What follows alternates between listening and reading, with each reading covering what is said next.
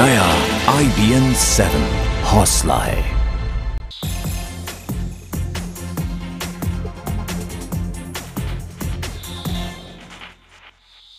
प्रधानमंत्री नरेंद्र मोदी 13 मई को अपने 3 दिन के चीन दौरे पर जा रहे हैं। ये दौरा बेहद अहम है।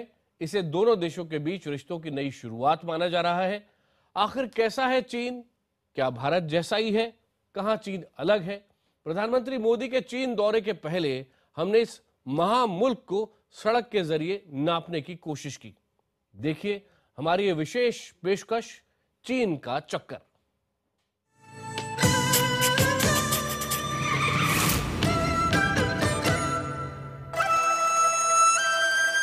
हम दुनिया के सबसे पावरफुल देशों में से एक देश को हमारे शानदार रोड ट्रिप के जरिए एक्सप्लोर करने वाले हैं। दुनिया की आबादी का 5वां हिस्सा यहाँ रहता है।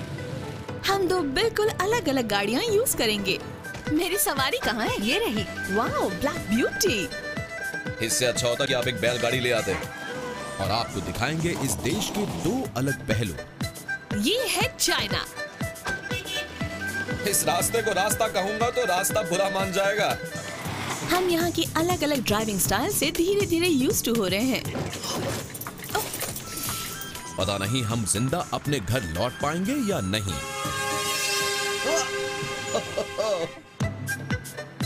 10 दिन पहले हमने चाइना का अपना सफर बीजिंग से शुरू किया था।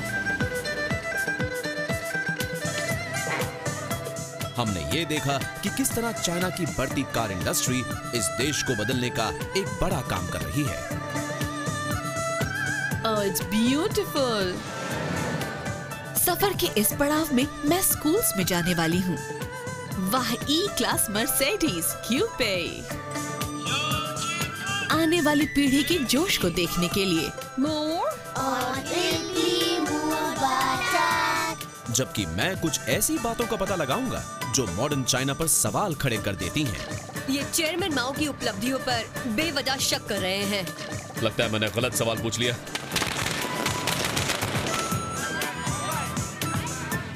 और हम ये पूछेंगे कि बदलता चाइना दुनिया के लिए क्या मायने रखता है।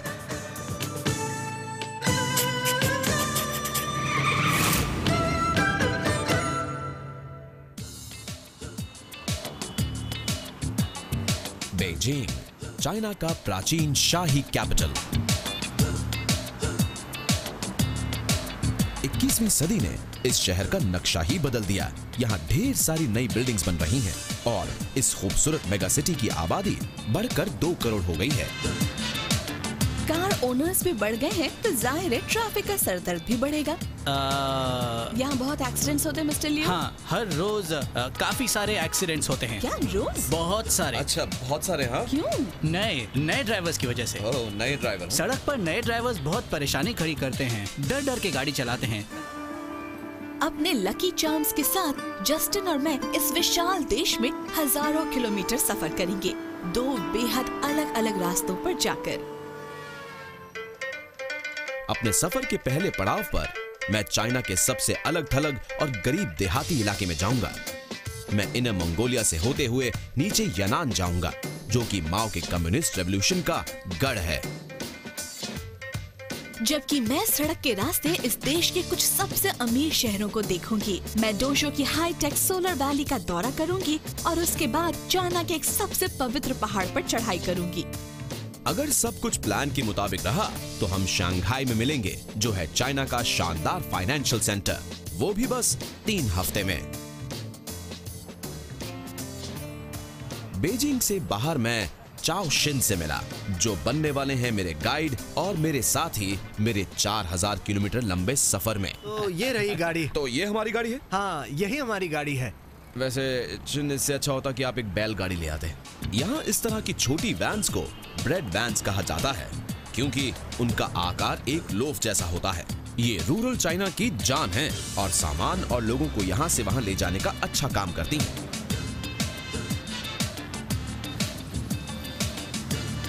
तो अब हमारी गाड़ी धुलेगी। मैं अपनी वैन को साफ करवा रहा हूँ, क्योंकि मैं नहीं चाहता कि अनीता ये सोचे कि मैं अपना सफर कर रहा हूँ, वो भी एक ब्रेड वैन में।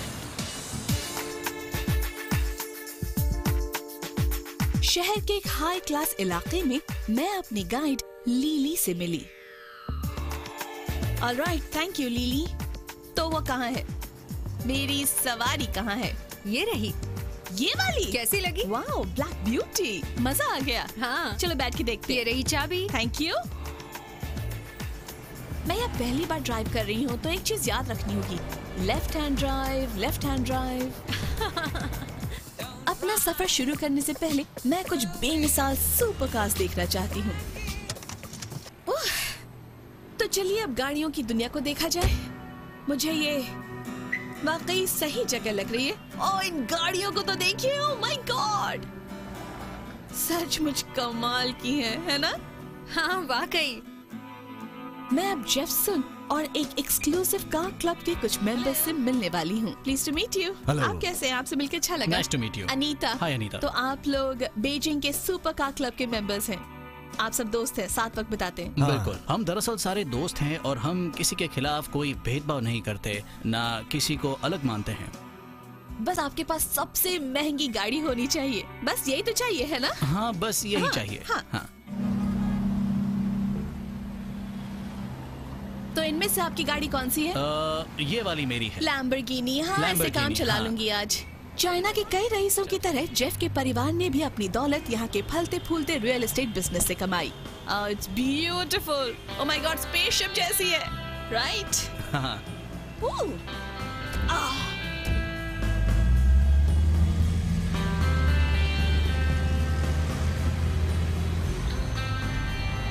ये कार जेफ हाँ? शानदार है और बिल्कुल नई लग रही है। नहीं है भी, मैंने इसे 4 हफ्ते पहले ही खरीदा है। और ये कितने की खरीदी? यही कोई 74 लाख में। 74 लाख में खरीदी, यानी कि तकरीबन 10 लाख पाउंड हुए। हाँ, लगभग। हाँ, बस इतने ही।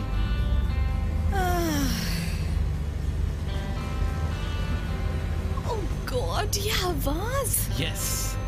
जेफ, मुझे ये लैम्बोर्गिनी बहुत पसंद आई। मुझे भी ये कहूं, बहुत पसंद है। इससे तो उतरने का मन ही नहीं कर रहा। काश ऐसी शानदार गाड़ी मेरे पास भी होती।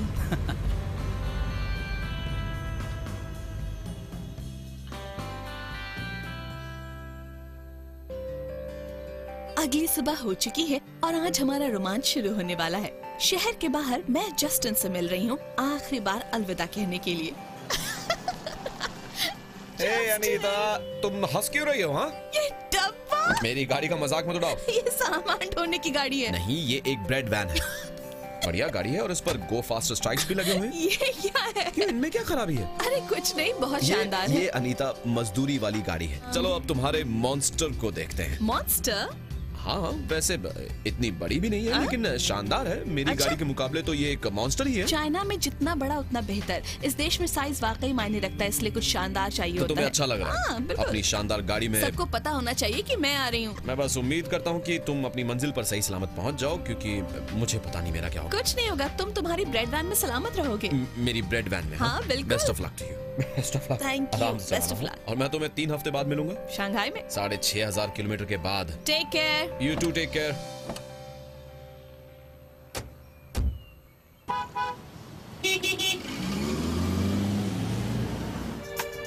मैं हांगकांग एक्सप्रेसवे पे ड्राइव करती हुई बीजिंग से बाहर जा रही हूँ, बाओडिंग नाम के शहर की ओर।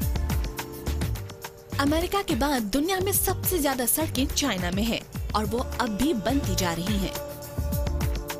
पिछले 10 सालों में चाइना ने 80,000 किलोमीटर लंबे रास्ते बनाए हैं, जो कि दुनिया के किसी भी देश में अब तक नहीं हुआ है। और मुझे ऐसा बिल्कुल नहीं लगता कि मैं एक डेवलपिंग देश में हूँ। मुझे तो ऐसा लग रहा है कि ये देश पहले से ही डेवलप्ड है। पर चाइना के ज्यादातर नए इंफ्रास्ट्रक्चर की तरह सड़कों की नेटवर्क को क्रेडिट पर बनाया है। चाइना पर करीब 230 अरब पाउंड का कर्ज है। कुछ इकोनॉमिस्ट्स को इस बात की फिक्र है कि शायद ये देश कुछ ज्यादा ही कर्ज में डूब रहा है। चाइना भले ही एक बड़ी इकोनॉमिक पावर बन गया हो, पर ये दरअसल आज भी एक बेहद गरीब देश है। देखा जाए तो ये बल्गेरिया और जमाइका से भी ज्यादा गरीब है। शैनशी से मैं इनर मंगोलिया जा रहा हूँ, एक विशाल इलाका जो गोबी डेजर्ट में फैला हुआ है। अब मैं बाओडिंग से 225 किलोमीटर दूर डोशो जा रही हूँ, जहाँ है चाइना की बनाई हुई सोलर वैली।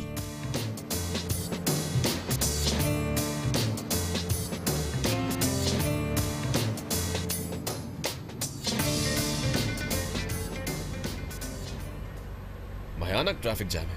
हाँ सच कहा।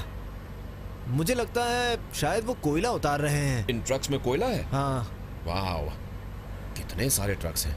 ये तो बहुत लंबी लाइन है। हाँ, काफी लंबी है। मुझे लगता है हम यहाँ काफी वक्त तक फंसे रहेंगे। मैं बाउडिंग से डोजो शहर 2 घंटे का सफर तय करके पहुंच गई हूँ। मौसम साफ नहीं है, धूप दिखाई नहीं दे रही। आज धूप बिल्कुल नहीं है, पर एक बात जानती हो लेली, जब से मैं चाइना आई हूँ मैंने खुला नीला आसमान देखा नहीं है। माहौल बहुत ही धुंधला है, स्मॉगी है, और ये गाड़ियों से निकले हुए धुएं या फिर इंडस्ट्री से निकले हुए धुओं की वजह से होता है, जहाँ कोयला इस्तेमाल करते हैं। इसलिए मुझे यहाँ पर आकर बहुत ही अच्छा लग रहा है। यहाँ पर खुला आसमान है और इतने सारे सोलर पैनल्स हैं। हाँ, सोलर पावर से चलने वाला हमारा ये लकी चार्म आज बहुत अच्छा महसूस कर रहा होगा। ग्रीन हाउस गैस की मात्रा बढ़ती जा रही है, इसलिए चाइना को अब ग्लोबल वार्मिंग से लड़ने की जरूरत महसूस होने लगी है, और यहाँ की हर चीज की तरह वो ग्लोबल वार्मिंग से भी बड़े पैमाने पर लड़ रहे हैं।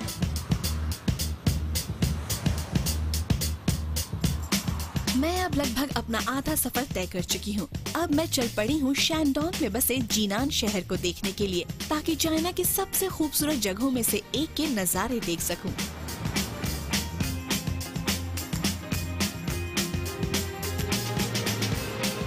जीनान पहुँचते पहुँचते शाम हो गई, और ये वाकई में चाइना का एक अजूबा है।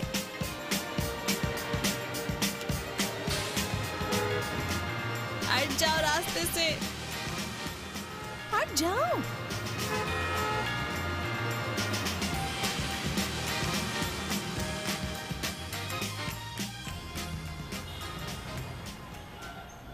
चाइना का नया मिडिल क्लास अब काफी तरक्की कर रहा है और जिंदगी के पूरे मजे लेना चाहता है। हर साल करीब 2.5 करोड़ लोग अपनी पहली छुट्टी मनाने जाते हैं। हम लोग यहीं पर जा रहे हैं। ताइशन? हाँ, ताइशन खूबसूरत जगह है और ज्यादातर टूरिस्ट अपने देश को गाड़ी से देखना पसंद करते हैं।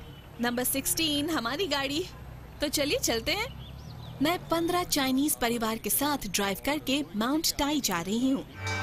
लगभग कभी न खत्म होने वाली चढ़ाई के बाद लिली और मैं माउंट टाई की चोटी पर पहुँचने ही वाले हैं। बस कुछ ही सीढ़ियाँ बाकी है लिली। लोग इतनी मेहनत करके यहाँ ऊपर तक क्यों आते हैं? ये एक तीर्थ यात्रा है क्योंकि ऊपर एक मंदिर बना हुआ है। काफी टूरिस्ट माउंट टाई इसलिए आते हैं क्योंकि ये जगह पवित्र मानी जाती है। दशकों से चाइना की कम्युनिस्ट सरकार ने धार्मिक पूजा पाठ पर लगाम कस रखी थी, पर अब सभी धर्मों का पालन किया जाता है। वैसे ये देखकर काफी हैरानी हो रही है कि चाइना में कितना रिलीजन और स्पिरिचुअलिटी है। क्या चाइनीज वाकई में बहुत रिलीजियस है?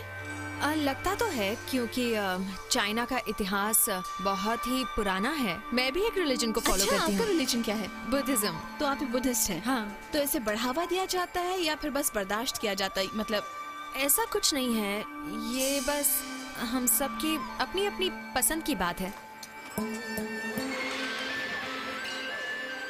पर चाइना में धर्म के नाम पर आजादी यही तक सीमित है। जब धर्म राजनीति से जुड़ा हुआ हो या फिर कम्युनिस्ट पार्टी पर सवाल खड़े करता हो, तब धर्म को बढ़ावा नहीं दिया जाता।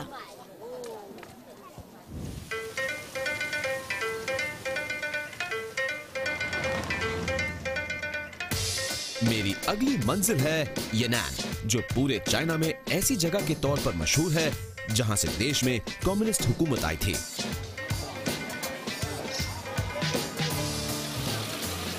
हम उस जगह पहुंच रहे हैं जहां माओ जेडोंग और उनके कम्युनिस्ट साथियों ने चाइना की नेशनलिस्ट सरकार को गिराने की साजिश रची थी।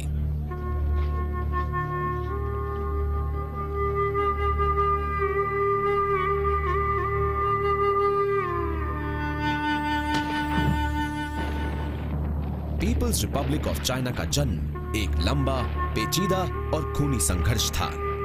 1920 के दशक से लेकर माओ जेडोंग और उनके कम्युनिस्ट लड़ाकों ने नेशनलिस्ट सेना से लड़ाई की। इस सिविल वॉर के बाद माओ आखिर जीत गए और उन्होंने 1949 में नेशनलिस्ट को चाइना की सरजमीन से बाहर खदेड़ दिया। यहाँ का रेड टूरिज्म काफी पॉपुलर हो चुका है। सत्ता में बैठी कम्युनिस्ट पार्टी अपने जबरदस्त कैपिटलिज्म के बावजूद आज भी चेयरमैन माओ के किस्सों को दोहराई जाती है, देश पर अपनी हुकूमत को सही ठहराने के लिए। यहाँ हर रोज कम्युनिस्ट और नेशनलिस्ट के बीच हुई सिविल वॉर को नाटक के तौर पर पेश किया जाता है और कभी कभी सैलानियों को भी हिस्सा लेने का मौका दिया जाता है। यहाँ पर एक नर्स है, तो अगर मुझे चोट लगती है तो क्या आप मेरा ख्याल रखेंगी? चलो अच्छा है कि यहाँ पर एक नर्स मौजूद है, क्योंकि यहाँ पर एक भयंकर युद्ध होने वाला है और कुछ भी हो सकता है। सर जी कहिए। क्या मुझे एक यूनिफॉर्म मिल सकती है पहनने के लिए? हाँ, अंदर मिल जाएगी। ये ड्रामा यूनान में कम्युनिस्ट पर हुए नेशनलिस्ट सरकार की सेना के हमले को बयां करता है। मैं इसे पहन लेता हूँ, मैं एक ऑफिसर बनना चाहता हूँ। कैसा लग रहा हूँ? आपने गलत टोपी पहन ली है। ये नेशनलिस्ट की टोपी है, कम्युनिस्ट की नहीं। ओह, ये नेशनलिस्ट की टोपी है। अच्छा, ये बुरे लोग हैं और ये चाहते हैं कि मैं कम्युनिस्ट की यूनिफॉर्म पहनूं। कोई बात नहीं, मैं पहन लेता हूँ। हाँ, ये देखिए। हाँ, ये चाहते हैं आप एक कम्युनिस्ट बने। हाँ, अच्छी बात है। कैसा लग रहा हूँ मैं? अच्छा लग रहा हूँ? हाँ, अच्छे लग रहे हैं। बहुत अच्छे लग रहे हैं। ये फिट भी हो रही है। आप भी पहनोगे ना यूनिफॉर्म? अच्छा, आप भी पहन लो यूनिफॉर्म।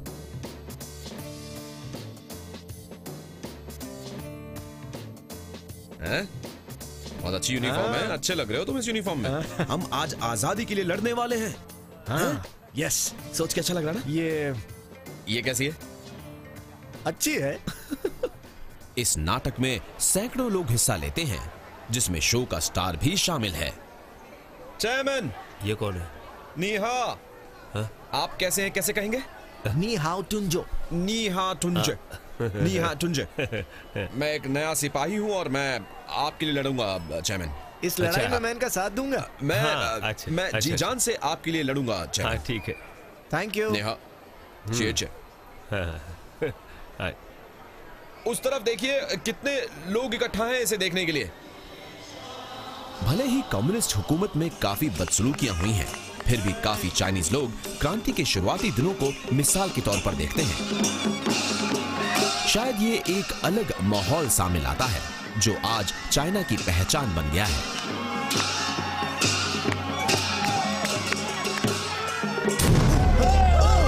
नीचे झुकिए। चलो चलो, भागो भागो। चलो इस तरफ। किस तरफ? किस तरफ? जल्दी।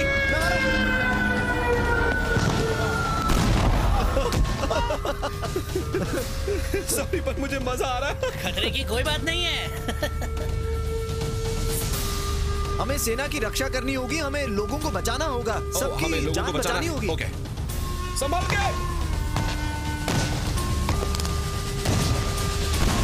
वहां देखो, एक दुश्मन वहां है। Shoot shoot shoot.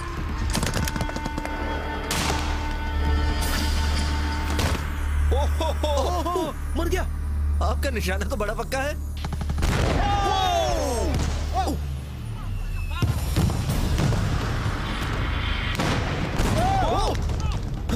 भाग कहाँ रहे हो? रुक जाओ।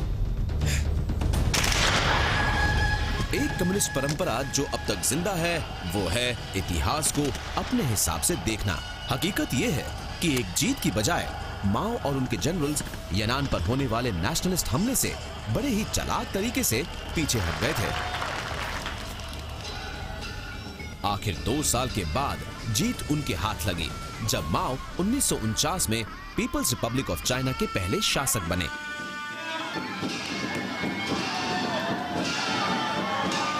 पर ना तो सैलानी और ना ही ऑर्गेनाइजर्स चाहते हैं कि इस बढ़िया कहानी के पीछे छुपे असल हाल सामने आए और इस पॉपुलर कार्यक्रम का मजा किरकिरा कर दें।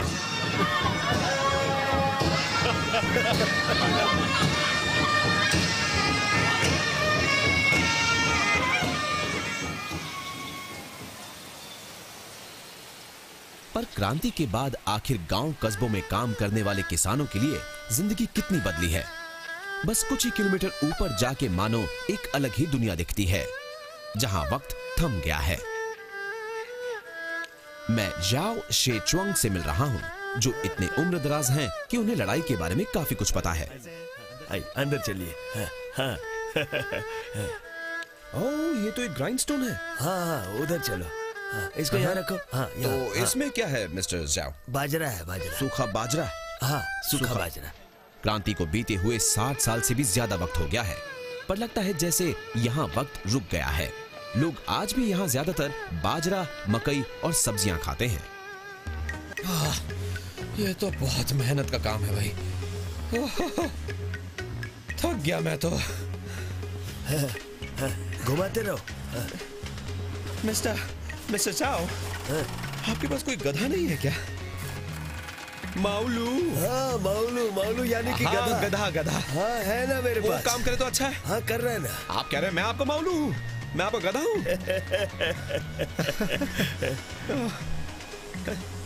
ग्राइंडिंग स्टोन पर पसीना बहाने के बाद मिस्टर जाओ ने मुझे अपने गुफा जैसे घर में अपने साथ खाना खाने के लिए इनवाइट किया। चलिए, बहुत मेहनत हो गई, खाना खाते हैं। Thank you so much. आओ अंदर। ओके। सर बचा के। वाह, खाना जानते हैं मिस्टर चाओ, मैं पहली बार ऐसे घर में खाना खा रहा हूँ। आपको मजा आएगा। ये बताइए आज हम डिनर में क्या खाएंगे? मकई खाएंगे आलू के साथ। ओह, सुन के मुंह में पानी आ गया। फिलहाल तो मजा आप आएगा। ये लो, जंगली सब्जियां खाइए। जंगली सब्जियां और पत्ता गोभी। वाह, खाइए खाइए। हाँ, खाओ खाओ खाओ। बहुत ही टेस्टी है। Thank you so much. Mount आई पर थकावट भरा दिन बिताने के बाद मैं अपने कुछ नए दोस्तों के साथ एक लोकल रेस्टोरेंट में खाना खा रही हूँ। मुझे ये टेस्ट करना है। आधा सफर पूरा हो चुका है तो मैंने सोचा क्यों ना जस्टिन से बात की जाए। Hello. Hello Justin. Hey Anita, कैसा चल रहा है? हाँ, बहुत ही अच्छा। मैं अपने नए दोस्तों के साथ छुट्टी मना रही हूँ और वो तुम्हें हेलो कहना चाहते हैं। Hello Justin. अच्छा ये बताओ तुम खा क्या रही हो? मैं एक डिलिशियस चाइनीज बैंक्वेट खा रही हूँ। मेरे सामने ढेर सारा खाना है, ठंडी बियर है। तुम बताओ तुम कहाँ हो? ओह, मैं एक गुफा टाइप के घर में हूँ जो उस जगह के बहुत ही पास है जहाँ चेयरमैन माओ ने क्रांति का बीज बोया था। तुम शायद मेरी बात मानोगे नहीं, पर मुझे यहाँ कम्युनिज्म के कोई निशान नहीं दिखाई दिए। सच कहूँ तो ऐसा लगता है जैसे कि ये कंज्यूमर कैपिटलिस्ट देश है। लेकिन यहाँ पर हालात पूरी तरह से अलग है। अभी भी चाइना में बहुत गरीबी है। पर एक बात मैं कहूँगा कि ये वाकई एक शानदार सफर रहा है। बिल्कुल, पर अभी हमारा सिर्फ आधा सफर तय हुआ है। चलो शंघाई में मिलते हैं। ठीक है, शंघाई में मिलते हैं। बाय।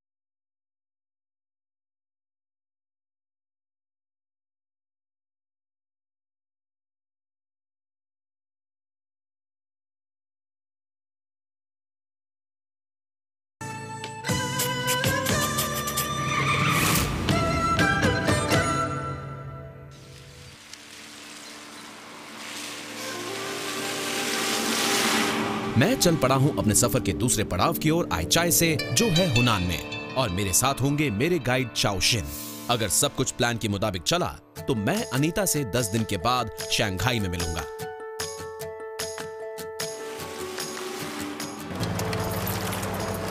आईचाई हाईवे पहाड़ों से होकर जाता है, जहां के पैने मोड़ और टूटे फूटे रास्ते आपको 1000 फीट नीचे खाड़ी में गिरा सकते हैं।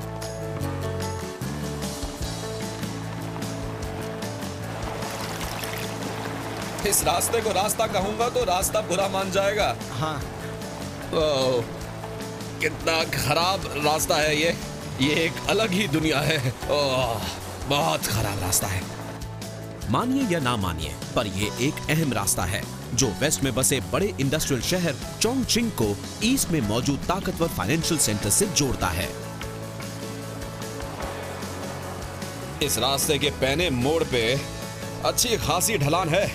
अगर हम नीचे गिर गए तो हमारा नामो निशान मिट जाएगा।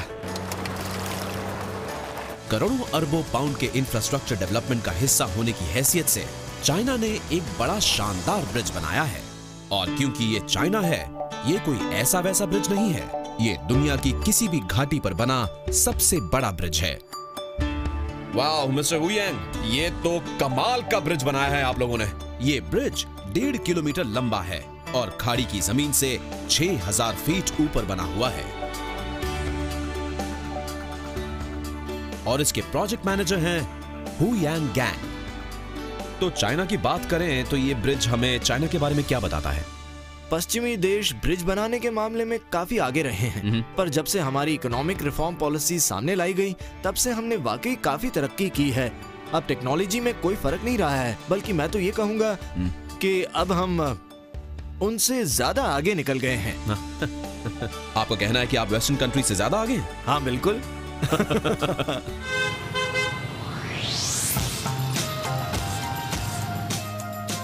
एक तरफ जहां जस्टिन अलग थलग पड़े इलाकों में है, मेरी गाइड लीली और मैं चिंगडाओ पहुंच रहे हैं। समुद्र के पास बसा ये शहर चाइना के नए रईसों की रहने की जगह बन गया है।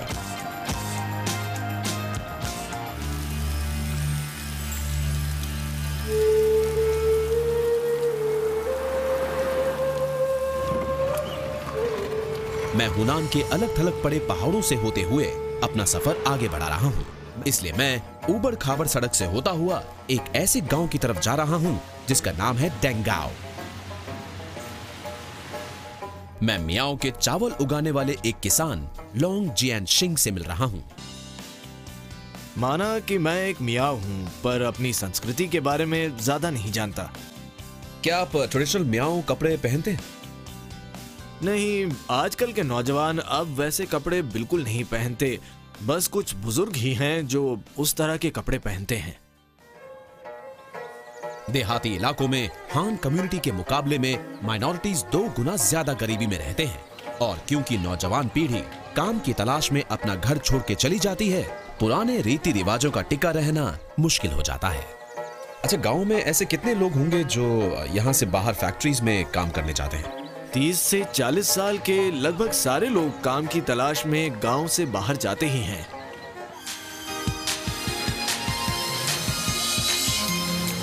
और अब मैं जा रही हूँ हैंगजो। इसे सिटी ऑफ लव भी कहा जाता है। बीच में खूबसूरत नदी की वजह से ये इश्क फरमाने वाले नौजवान जोड़ों की मनपसंद जगह है।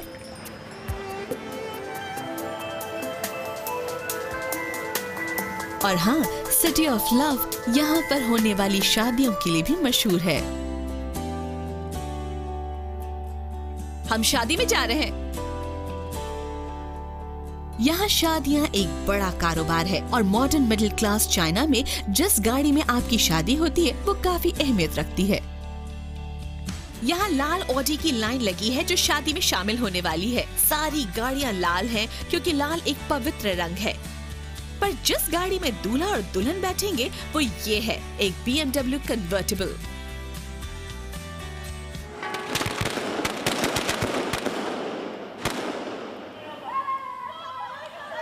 वो पहले ही कानूनी तौर पर शादी कर चुके हैं, पर चाइना में शादी का असली जश्न इसके बाद शुरू होता है। और जंगफंग के लिए इसका मतलब ये हुआ कि उन्हें और उनके बारातियों को दुल्हन तक पहुंचने से पहले कई सारे इम्तिहानों से गुजरना पड़ेगा। अरे दरवाजा खोल दो। जैसे कि डांस, 1, 2, 3। कुछ अजीब ड्रिंक्स पीनी पड़ेगी। पियो इतनी आसानी से नहीं जाने देंगे। और होठों के निशान वाला इम्तिहान। क्या वो अपनी पत्नी के निशान को ढूंढ पाएंगे? ये सही बताया? नहीं ये नहीं गलत है। क्या यार, गलत बता दिया। गलत जवाब देने पर सजा भुगतनी पड़ती है। चलो अब अंदर चलो। आपको खुशी है कि आपके पोते पोतियां आज के चाइना में बड़े हो रहे हैं, ना कि उस चाइना में जिसमें आप बड़े हुए थे? हाँ बिल्कुल है। आजकल हर किसी के पास जरूरत से ज्यादा है। आजकल जिंदगी पहले से ज्यादा अच्छी हो गई है। लोगों के रहने का तरीका बेहतर हो गया है।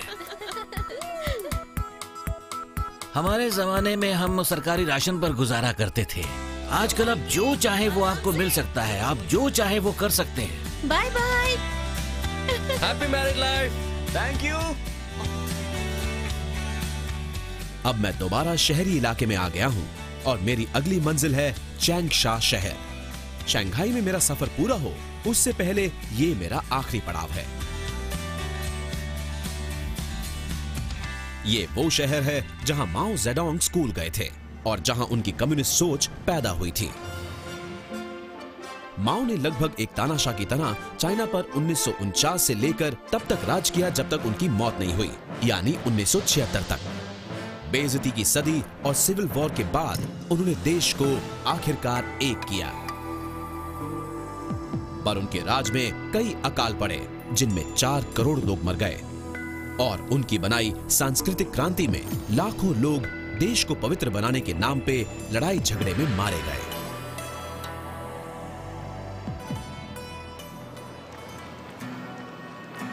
ऑरेंज आइलैंड में आप दोनों का स्वागत है। Thank you. मैं हूँ आपकी टूर गाइड कैथी। और फिर भी चैंगशा के इस हिस्से को टूरिस्ट के देखने लायक जगह में तब्दील कर दिया गया, शहर की माओ विरासत की नुमाइश करने के लिए। तो वो चाइनीज लोग जिन्हें कम्युनिस्ट चाइना के इतिहास में दिलचस्पी होती है वो यहाँ पर आते हैं ना? हाँ, करीब 35 लाख लोग आते हैं। क्या कहा? 35 लाख लोग हर साल यहाँ पर आते हैं? कमाल है। हाँ सच में कमाल है। मुझे तो यकीन ही नहीं होता। आपके राइट साइड में ये चेयरमैन माओ की मूर्ति है। ये तो बहुत बड़ी है।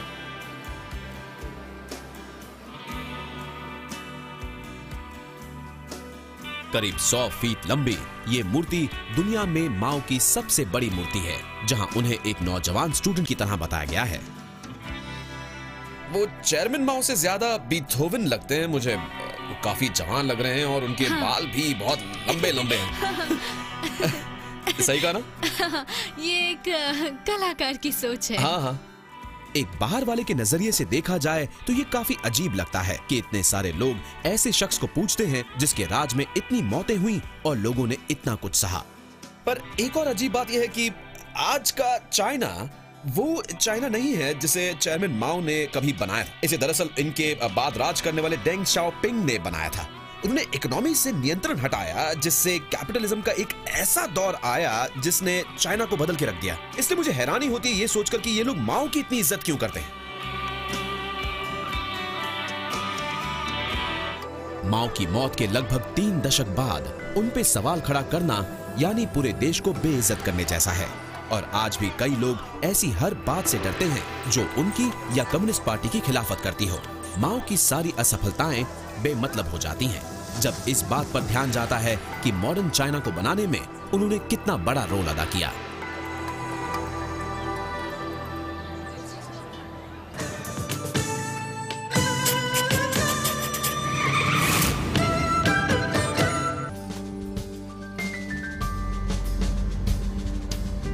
अब हम लोग सबर्ब्स की तरफ जा रहे हैं। ये बहुत ही ग्रीन है, बहुत खूबसूरत है ना? हाँ। ओह, प्राइवेट गेट। अंदर चलते हैं। Thank you sir. बहुत बढ़िया। ये अमेरिका जैसा लगता है और घर तो बहुत सुंदर है। अच्छा एक बात बताओ लिली, इन खूबसूरत विलास की कीमत क्या होगी? करीब 10 लाख पाउंड। 10 लाख पाउंड? हाँ। बाप रे, जबकि ये सबसे महंगा इलाका भी नहीं है। सचमुच, हम किसी बड़े शहर में नहीं हैं, हम हैंगजो में हैं। हम एक मिडिल क्लास सबर्ब में हैं और घर 10 लाख पाउंड के हैं। हैंगजो से शंघाई ज्यादा दूर नहीं है और मेरा यादगार सफर खत्म होने वाला है। मुझे तो लगता है जैसे मैं जस्टिन से बहुत आगे हूँ। शंघाई, क्या बात है लिली, हम आ गए शंघाई। यहाँ कितनी हलचल है ना? हाँ। कई आंकड़ों के मुताबिक ये दुनिया का सबसे बड़ा शहर है। मानना पड़ेगा, ये मेरा अब तक का देखा सबसे शानदार शहर है। ये वाकई कमाल है। वैसे वो क्या चीज है, कैसा अजीब स्ट्रक्चर है ना? शंघाई मॉडर्न कैपिटलिस्ट चाइना की धड़कन है और दुनिया के फाइनेंशियल और कमर्शियल कैपिटल्स में से एक है। ओह लीली, वो देखो, इट्स ब्रिलियंट। ये है चाइना। चाइना के फलते फूलते ईस्टर्न समुद्र किनारे से होता हुआ मेरा ये सफर पूरा हो चुका है। अब मुझे बस यहाँ जस्टिन का इंतजार करना है। 4020 किलोमीटर के सफर के बाद अब मैं आखिर अपनी मंजिल पर पहुंच रहा हूं। रूरल एरिया से शहर आना मानो कई सदियों को पार करने जैसा है और चाइना की जल्दबाजी में होने वाली इस तरक्की को गाड़ी से बेहतर कोई बयान नहीं कर सकता। हर महीने चाइना की सड़कों पर 10 लाख गाड़ियां उतरती हैं और जबकि मेरी ब्रेड वैन सबसे आम गाड़ियों में से एक हुआ करती थी, आज चाइनीज लोग बड़ी और ज्यादा तेज गाड़ियों को पसंद करते हैं। इसका मतलब ज्यादा पोल्यूशन और ज्यादा ग्रीन हाउस गैसेस जो पूरी दुनिया पर असर डालेंगे। हो सकता है चाइनीज गाड़ियों का बढ़ता बाजार दुनिया के सबसे अहम मसलों में से एक बन जाए। मैं शंघाई से बाहर बने एक इलेक्ट्रिक कार टेस्टिंग सेंटर पर आया हूं। पॉल लिन BYD के मार्केटिंग हेड हैं, जो चाइना की सबसे बड़ी इलेक्ट्रिक कार बनाने वाली कंपनी है। ऐसी कंपनी जो नई पीढ़ी की इकोलॉजिकल फ्रेंडली गाड़ियों से करोड़ों कमाने की उम्मीद रखती है। ये जो BYD गाड़ी है, असल में ये एक क्रॉसओवर है SUV और MPV के बीच। इस गाड़ी की जो परफॉर्मेंस है वो काफी बढ़िया है। जैसे ही आप रेस देंगे आपको एक आवाज सुनाई देगी, मेरा मतलब ज़्ज़, और ये झट से आपको आगे ले जाएगी। तो आपके हिसाब से ये एक पेट्रोल की गाड़ी चलाने जितनी बढ़िया है। बिल्कुल। तो हाँ, चलिए, जानता हूँ आप बहुत बेकरार हैं। इस टेस्ट ड्राइव पर हमारे साथ चल रही हैं लाओ चंग, जो मुझे टेस्ट सर्किट पर ले जाएंगी। बहुत मजा आएगा। तो मैंने बटन दबा दिया है लेकिन इंजन की आवाज नहीं आ रही। ओके, इसे गियर में डालता हूं। तो पहले हम इसके एक्सेलरेशन को टेस्ट करेंगे।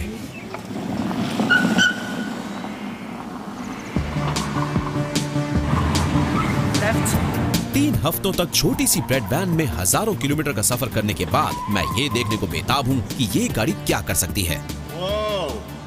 ये तो बढ़िया है।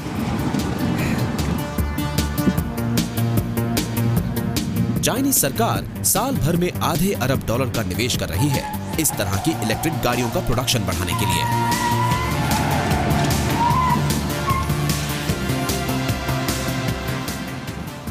कहना चाहूंगा ये बहुत कमाल की गाड़ी है, बहुत तेज जाती है। आप लोगों को मजा आ रहा है? हाँ, बहुत मजा आ रहा है। ओह, मुझे ब्रेक लगाना होगा। इसे चलाने में वाकई बहुत मजा आया, सच कह रहा हूं मैं। थैंक यू सो मच, बहुत मजा आया मुझे। थैंक यू, वाकई ये बहुत ही बढ़िया गाड़ी। ऐसी गाड़ी खरीदना चाहेंगे? हाँ, मुझे बहुत खुशी होगी ऐसी गाड़ी चलाने में। कमाल की गाड़ी। पर चाइनीज लोगों ने इसे कुछ खास नहीं अपनाया। चाइना में पिछले साल सिर्फ 5,500 इलेक्ट्रिक गाड़ियां लाई गई थीं, जो वाकई बहुत कम है। यानी कि करीब 1000 बिकने वाली गाड़ियों में से सिर्फ एक इलेक्ट्रिक गाड़ी होती है। अब ये बताइए कि ऐसी कितनी गाड़ियां आप बेच चुके हैं? काफी सारी। एक महीने में 100 तो बिक जाती हैं। एक महीने में 100 गाड़ियां। और शंघाई में आप कितनी बेच चुके हैं? बहुत सारी। शोरूम में बहुत सारे लोग आते हैं और टेस्ट ड्राइव आते हैं और इन्हें टेस्ट ड्राइव किया जाता है। हम इंतजार कर रहे हैं कब इसकी सेल बढ़े। बूम। आप चाहते कि ये जल्दी बिके? हाँ।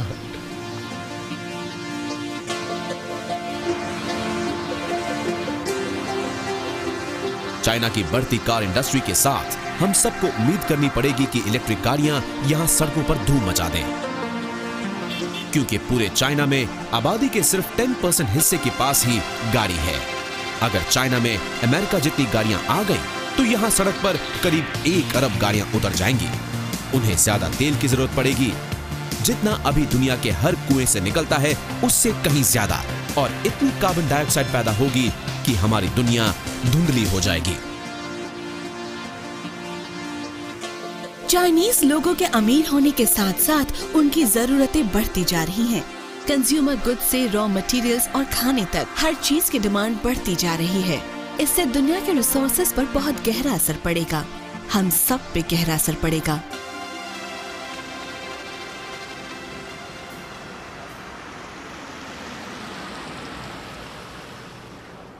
वो हे जस्टिन, अनीता कैसी हो तुम? तुम्हें देखकर अच्छा लगा। शंघाई में स्वागत है। Thank you, मैं dear. तुम्हारे लिए तोहफा लाई हूँ, ये लो। है ना ये कमाल का? शानदार है, ब्रिलियंट है। हाँ ब्रिलियंट है। वैसे इसका स्वाद कैसा है? कैसा है इससे फर्क नहीं पड़ता, सारा खेल ब्रांड का है। हाँ ये ब्रांड रानी है। राइट। अच्छा, तो जब मैं चाइना की गांव की सड़कों पर सफर कर रहा था तो तुम बेहतरीन वाइन पी रही थी। हाँ, वैसे मेरा सफर भी कोई आसान नहीं रहा है जस्टिन। ओके, मैं तुम्हें कुछ अच्छी चीज दिखाना चाहती हूँ। चलो। मैंने बेस्ट चीज आखिर के लिए बचा के रखी Alright. है।